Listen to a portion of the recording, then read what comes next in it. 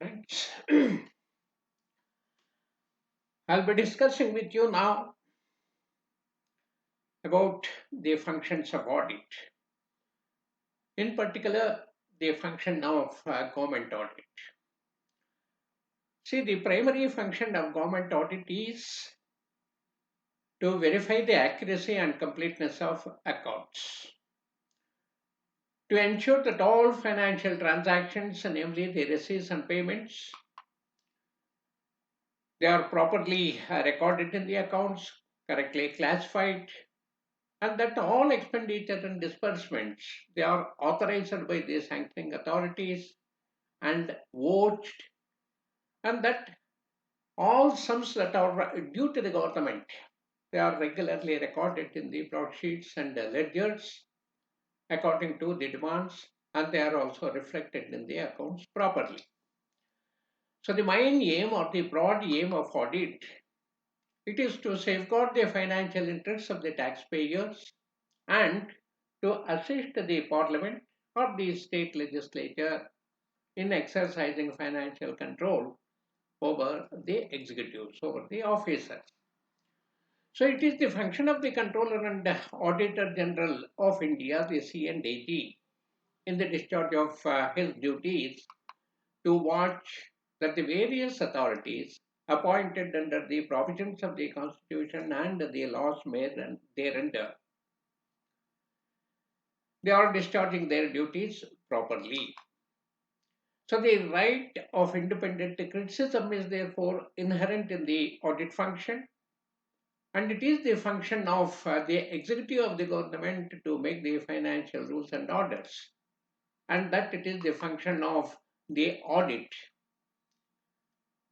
or even the subordinates of the executive government to apply those rules and orders.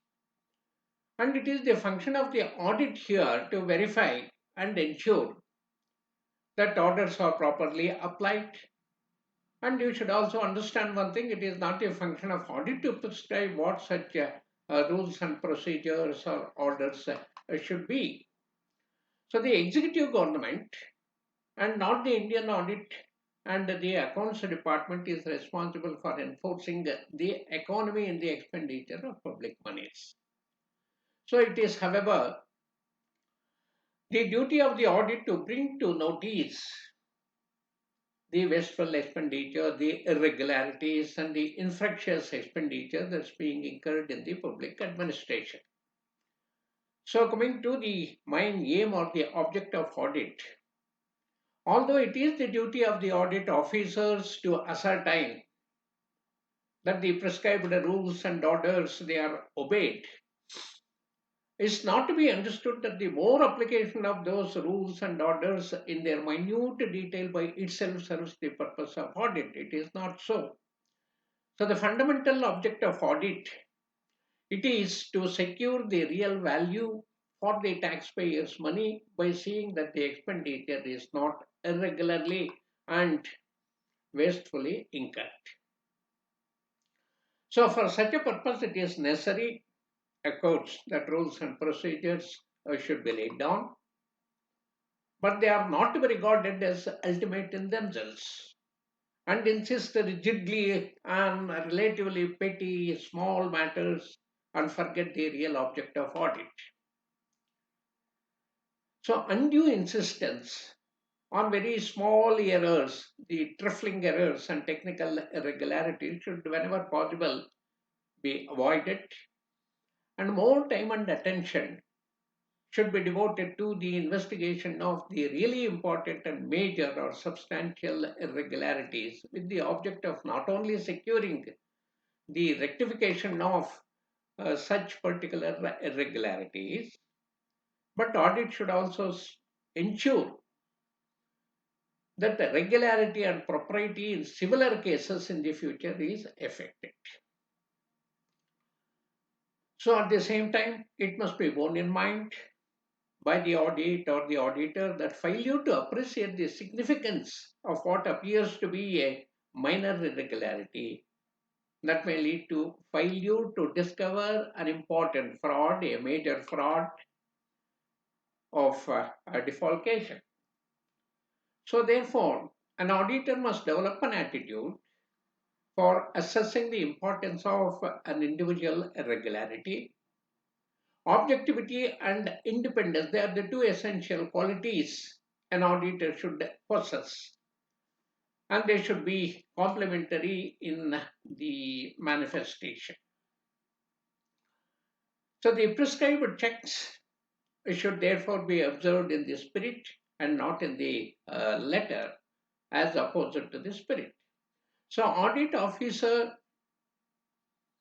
officers have been given powers by the authorities to waive petty objections, and these powers be exercised freely but with discretion. So, what is the procedure for the audit scrutiny? In the scrutiny of accounts and vouchers, the following procedure should be observed. The actual person performing the original audit, who will be usually at a lower level, he must apply the rules strictly. So he has no discriminatory powers to waive any deviation.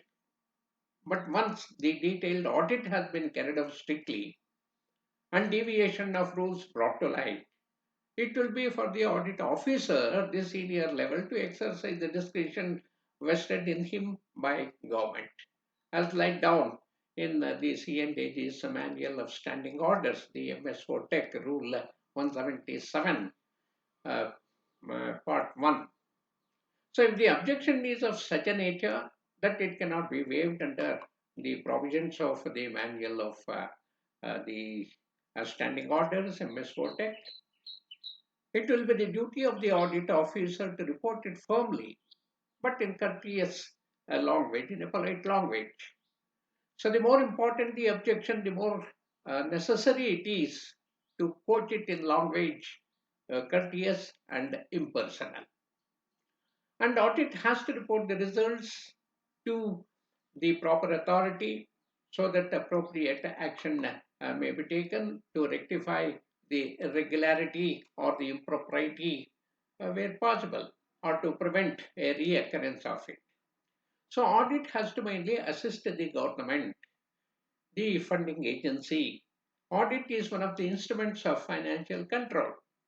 It is therefore the duty or the duties of the audit officer to provide government with all possible assistance within the sphere of his functions in financial matters. So his normal attitude is the critical one, but undue criticism must not be developed. For example, when an audit officer is to inspect an office, so he should not only point out the mistakes, but also indicate how they may be rectified and in future avoided. So he should also suggest the improvements in the system. So coming to the different types of audit, they are the regularity audit, proprietary audit, efficiency performance audit, the financial stock taking audit of stores and stock, overall performance audit, etc., etc.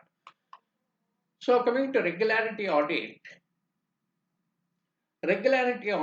it consists in verifying that the expenditure was regular, that is in accordance with the provisions of the Constitution, the laws made thereunder, and the financial rules and regulations issued by the competent authority from time to time. So the expenditure should conform to all this. Whereas proprietary audit, it is the audit taken as proprietary. So it is directed to seeing that the powers to incur the expenditure, they were properly used. That is in the best interest of the government, not involving any the wasteful expenditure, the waste and the extravagance. So the object of proprietary audit is therefore to support a reasonably high standard of public financial morality, sound financial administration, and a devotion to the financial interests of the government. So in the performance of the proprietary audit, the officers have to apply the following general financial principles, which have long been recognized as the standards of financial propriety, or which are also called as the economics of propriety. They are: number one, Every sanctioning authority should exercise same vigilance as a man of ordinary prudence would exercise while spending money from his own pocket. And number two, the expenditure should not prima facie be more than the occasion demands. And the sanctions should not be split to the benefit of the sanctioning authority. Sanctions should not also be spent to the benefit of a particular community or section of the society unless the money involved is negligible or it is in pursuance of the court directives or in pursuance of the welfare objectives of the government. And the contingent expenditure, number four, it should be so regulated, like our TADA or office expenses, etc. It should be so regulated that it does not become a source of profit to the individual. And number five, the sanctions should not be split to avoid the necessity of obtaining the approval of the higher competent authority. And no authority should exercise his powers to pass an order to his own advantage, directly or indirectly, to the advantage of his own office, his own department, his own group, his own community, and so on. So, in the audit of sanctions, it's seen whether the sanctioning authority is. So, now let us come to these are the canons of financial propriety. So, now coming to the audit of sanctions issued by the competent authorities. It is seen whether the sanctioning authority himself is vested with full powers in respect of the class or the nature of expenditure under question, whether the expenditure it is governed by the provision of funds, whether the authorized appropriation has not been exceeded, that is the budget provision, and whether the destination of the grants it is not deviated, not altered, and whether the expenditure conforms to the relevant provisions and it is not inconsistent with the orders of the higher competent authorities. But all this again does not preclude the audit from challenging the expenditure, which is otherwise of an improper nature, even though all the above formalities, mentioned above, are strictly observed. So that is about the audit of sanctions. Now coming to audit of expenditure. This extends to its wisdom, faithfulness, and economy.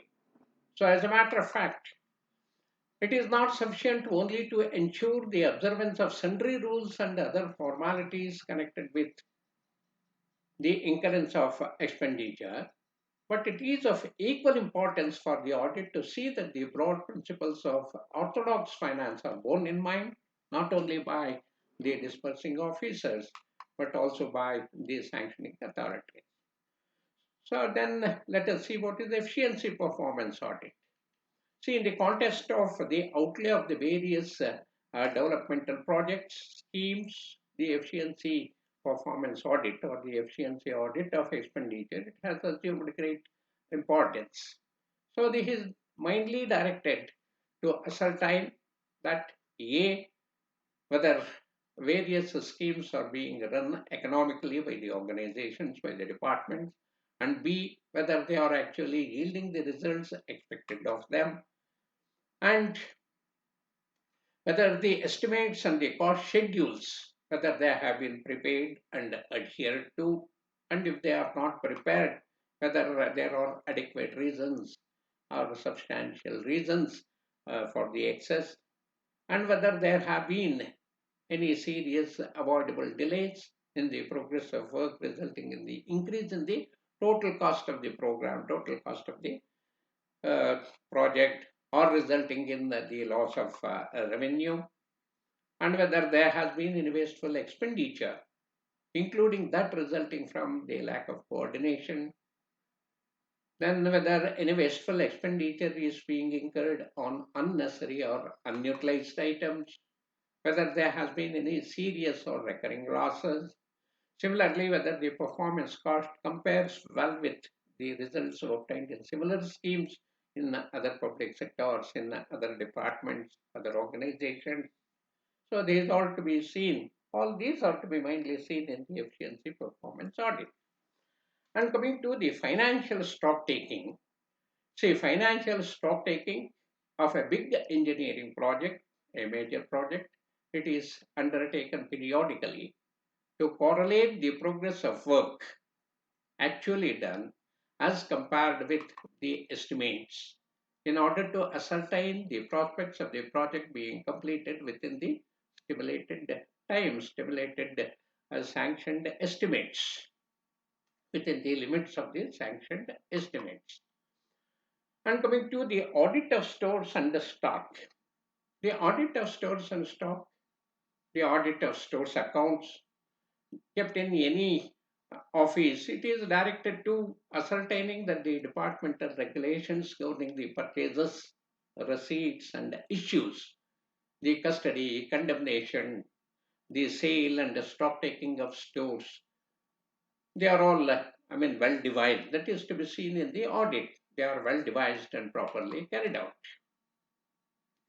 Also, audit has to bring to the notice the deficiencies in the quantity and the quality of stores held, and also the grave defects in the system of control of stores, if any. So as regards of purchase of stores, the audit should see that one, these are properly sanctioned by a competent authority, they are made economically and in accordance with the rules and regulations, orders, and the system of open competitive tendering procedure is adopted. The rates paid agree with those shown in the contract or the agreement made for the supply of the stores, and the certificates of quality and quantity, they are furnished by the passing and receiving authorities. Similarly, the purchase orders have not been split so as to avoid the necessity of obtaining the sanction of higher authorities. The accounts of receipts of stores, issues, and balances, it should be checked for correctness. And as we are aware, the stores in many cases, they represent locking up of capital, which is not justifiable unless essential. So in order to affect economy, audit should see that the purchases do not exceed the maximum limits prescribed by the authorities. And the unserviceable stores which cannot be utilized by the department and involves the waste of labor and space should be sorted out, and they should be disposed of. Articles should be counted periodically, and accuracy of the quantity balances, it should be certified. The staff verifying the stock should be independent.